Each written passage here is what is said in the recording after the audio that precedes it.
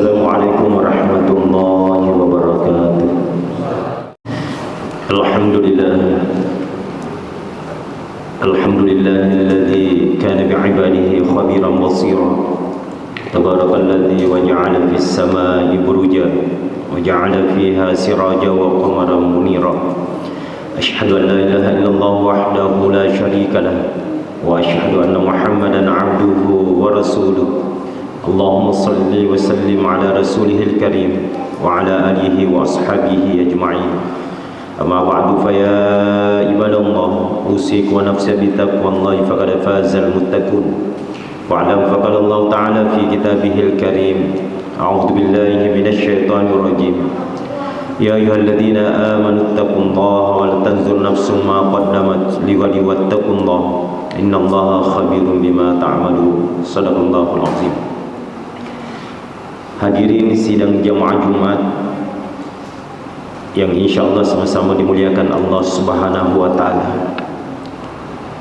Sebagai kewajiban khatib senantiasa di awal khutbahnya mengingatkan kepada kita untuk senantiasa meningkatkan iman dan takwa kita kepada Allah Subhanahu wa taala sebagai bekal kita semua kelak di akhirat dalam menghadap kepada Allah Subhanahu wa taala, termasuk manifestasi iman dan ketakwaan kita pada saat ini dengan hadirnya kita menjalankan perintah Allah Subhanahu wa taala yang sesungguhnya juga menjadi kewajiban bagi kita, terutama bagi muslim yang laki-laki.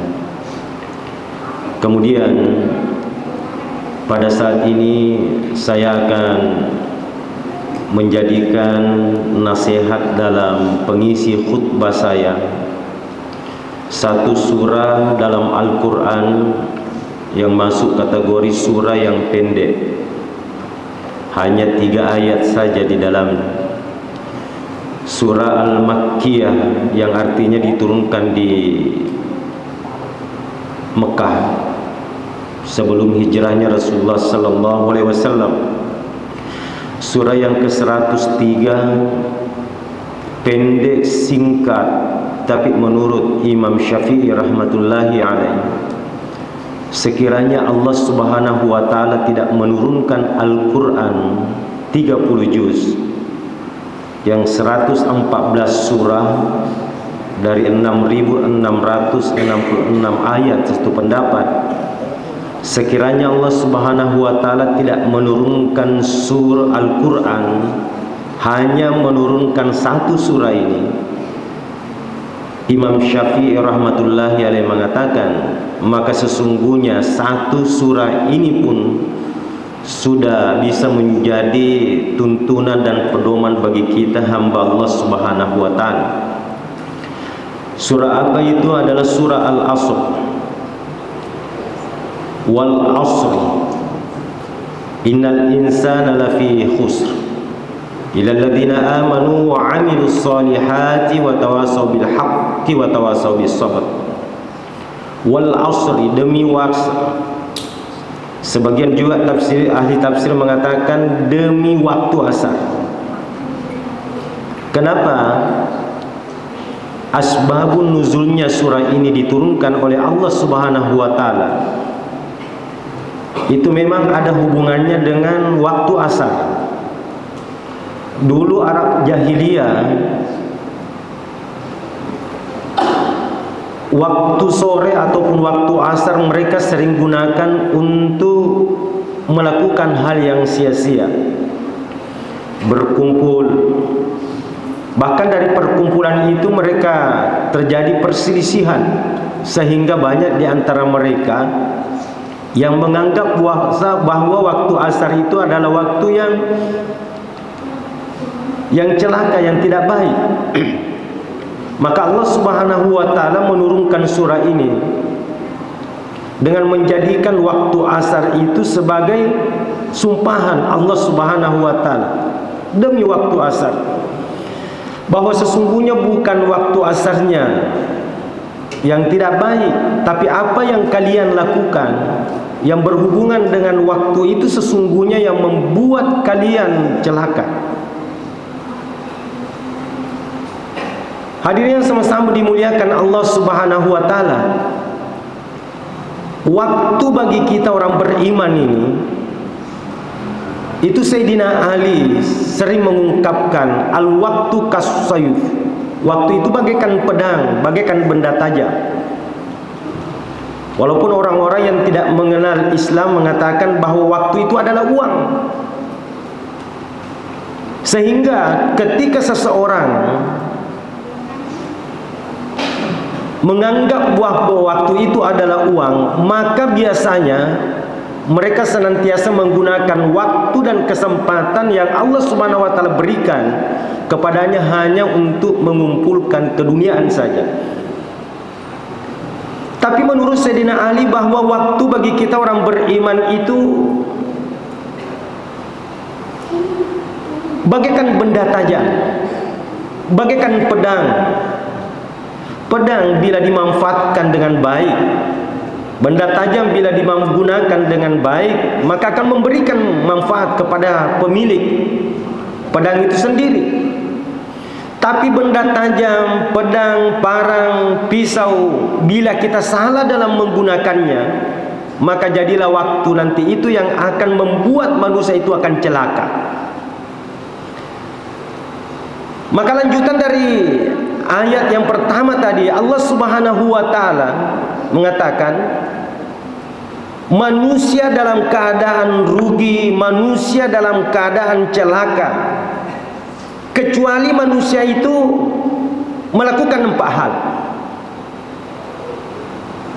Innal insana lafi khusr. Sesungguhnya manusia itu dalam keadaan rugi. Manusia itu dalam keadaan celaka, rugi di dunia, rugi di akhirat. Kecuali mereka bekali diri dan waktu mereka untuk mendapatkan dan melakukan 4 hal dalam surah ini. Yang pertama, illalladzina amanu. Kecuali orang-orang yang berimanlah yang tidak rugi.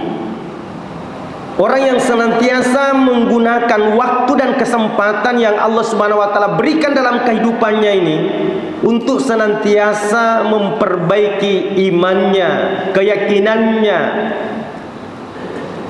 Waktu yang Allah Subhanahu wa taala berikan kepadanya, dia gunakan untuk bagaimana mendapatkan keyakinan yang betul kepada Allah. Sehingga dengan akidah yang betul, dengan iman yang sempurna, maka nantinya akan menghasilkan sesuatu yang bernilai di sisi Allah Subhanahu wa taala. Karena tanpa sebuah keimanan, maka apapun yang dilakukan oleh manusia ini tidak akan bernilai di sisi Allah. Tapi kalau diawali dengan rasa iman, apapun yang kita lakukan ini, maka semuanya akan bernilai ibadah di sisi Allah. Makanya ada 2 kalimat dalam Al-Quran yang Allah Subhanahu wa taala tidak pernah pisahkan. Amanu wa amilus shalihat. Iman dan amal. Iman tanpa amal, maka itu tidak sempurna. Kemudian amal tanpa didasari dengan keimanan, maka hasilnya sama dengan amal kebaikan saja. Jadi satu amal soleh, satu amalun hasanah. Maka yang Allah Subhanahu wa taala kehendaki adalah amal soleh, bukan amal kebaikan. Banyak di luar Islam barangkali yang juga pencinta kebaikan, tapi mereka tidak didasari dengan keimanan kepada Allah Subhanahu wa taala. Sehingga kebaikan mereka itu hanya bernilai di dunia saja. Di akhirat Allah Subhanahu wa taala tidak berikan balasan. Tapi bagi kita yang mengawali kehidupan ini dengan keimanan kepada Allah Subhanahu wa taala, kemudian kita sertai dengan amal, dengan ibadah, maka jadilah kita mendapatkan keuntungan dunia, begitu pula terlebih-lebih keuntungan akhirat. Hadirin sidang jamaah Jumat yang dirahmati Allah Subhanahu wa taala, Kemudian Allah Subhanahu wa taala teruskan lagi ayatnya, bahwa iman dan amal soleh sesungguhnya belumlah sempurna sampai kita ini watawasau bil haqqi watawasau bis sabr, saling nasihat menasihati dalam kebenaran, kemudian saling nasihat menasihati dalam kesabaran. Artinya tidak cukuplah di antara kita ini, tidak sempurna bila ada di antara kita hanya berusaha memiliki keimanan dan melakukan kebaikan tanpa mereka ada kerisauan kepada saudaranya yang lain. Karena sesungguhnya kita ini diberi predikat oleh Allah Subhanahu wa taala sebagai khaira ummah, sebaik-baik umat. Kuntum khaira ummah. Apa yang menyebabkan kita ini adalah umat yang terbaik dari sekian banyaknya umat daripada Nabi dan Rasul? Termasuk di antaranya adalah adanya tanggung jawab di antara kita untuk saling merisaukan antara satu dengan yang lain. Bolehlah ketika Allah Subhanahu wa taala berikan kita hidayah untuk senantiasa menjalankan perintah Allah dan melakukan kewajiban kita, itu satu kesyukuran. Tapi wujud daripada kesyukuran yang sempurna haruslah kita saling memikirkan antara satu dengan yang lain. Satu, orang tua memikirkan anaknya, bagaimana anaknya mendapatkan keselamatan dunia akhirat. Kemudian guru memikirkan bagaimana siswa dan santrinya ini mendapatkan kesuksesan dunia akhirat. Satu orang saudara memikirkan saudaranya yang lain, sahabatnya memikirkan sahabatnya yang lain. Kalaulah di antara kita ini mau mengambil peran untuk saling nasihat menasihati, maka inilah yang membuat Allah Subhanahu wa taala memberikan kita predikat kesempurnaan daripada kesempurnaan umat. Kemudian yang terakhir, ketika kita menyampaikan nasihat kepada seseorang, maka konsep dalam menyampaikan dan dalam menasihati itu adalah wa ma alaina illal balag. Kita ini hanya sekadar menyampaikan, tapi yang memberikan hidayah dan petunjuk perbaikan kepada seseorang itu adalah hak prerogatif Allah Subhanahu wa taala. Maka dalam menyampaikan, dalam menasihati perlu dibutuhkan kesabaran. Kesabaran apabila dimiliki oleh seseorang, maka tak ada yang Allah Subhanahu wa taala berikan dalam kehidupan kita ini yang tidak bernilai manfaat di sisi Allah Subhanahu wa taala. Makanya Rasulullah sallallahu alaihi wasallam menyampaikan dalam sebuah riwayat hadis, "Ajab li amril mu'min." Sungguh ajaib sesungguhnya urusan orang-orang yang beriman. Ketika kami berikan mereka kenikmatan, mereka bersyukur, maka dengan rasa syukurnya akan membuat Allah Subhanahu wa taala senang. Dan pada saat Allah Subhanahu wa taala berikan sesuatu yang tidak menyenangkan, Allah Subhanahu wa taala berikan sesuatu yang buruk dalam pandangan manusia, tapi dia bersabar, maka dengan kesabarannya pun Allah Subhanahu wa taala tingkatkan derajatnya. Maka kesabaran dalam menyikapi setiap pemberian Allah Subhanahu wa taala adalah modal yang paling besar untuk menghadirkan ketenangan dalam kehidupan kita. Hadirin sama-sama dimuliakan Allah Subhanahu wa taala.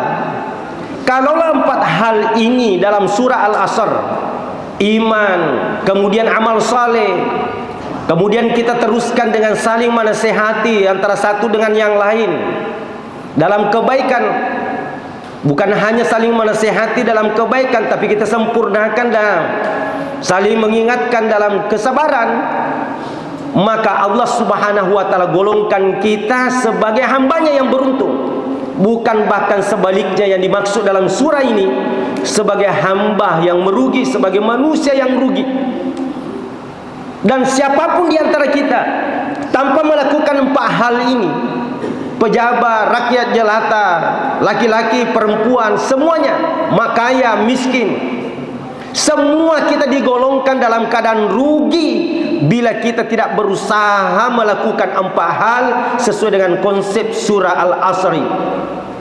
Semoga saya dan kepada kita sekalian diberikan hidayah oleh Allah Subhanahu wa taala, inayah dan petunjuknya untuk menjalankan petunjuk terutama yang ada dalam surah Al-Asr.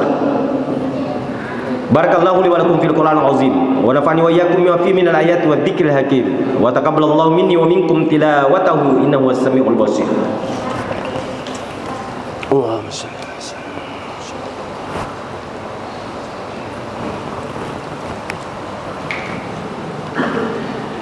Alhamdulillah.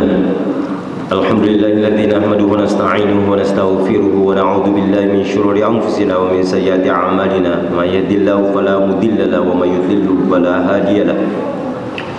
Asyhadu an la ilaha illallah wahdahu la syarika lahu wa asyhadu anna Muhammadan 'abduhu wa rasuluh. Allahumma shalli wa sallim ala rasulihil karim wa ala alihi wa sahbihi ajma'in.